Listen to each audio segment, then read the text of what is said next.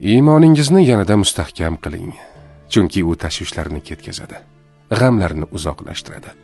Allohga iymon keltirganlarning yuraklari sokinlik va quvonch bilan to'ladi. O'tmishga bog'lanib qolmang. U allaqachon o'tib ketdi. Kelajak haqida ortiqcha xavotir olmang. U hali kelmadi. Bugun bilan yashang va har bir kuningizni yaxshilik bilan bezang. Har bir inson uchun rizq ham, taqdir ham belgilab qo'yilgan. Shukr qiling va Allohning inoyatlariga rozi bo'ling. Zero har bir narsa uning ilmi va irodasi bilan sodir bo'ladi. Allohni doimo eslang. Shunda yuragingiz xotirjamlik topadi. Gunohlaringiz kechiriladi va g'amlaringiz tarqaladi. Hech kimdan rahmat kutmang. Sizga Allohning savoblari kifoya.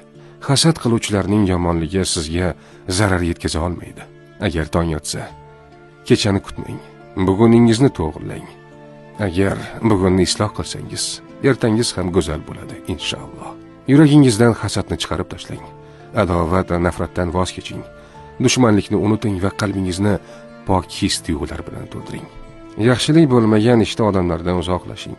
Ishlaringizni sarhisob qiling va eng avvalo o'zingizga ham, yaqinlaringizga ham mehribon bo'ling. Har bir sinov Allohning sizga tayyorlagan ulug'vor rejasining bir qismidir.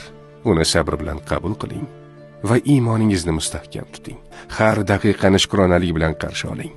Chunki har bir narsa o'z vaqtida va Allohning ilmi bilan sodir bo'ladi.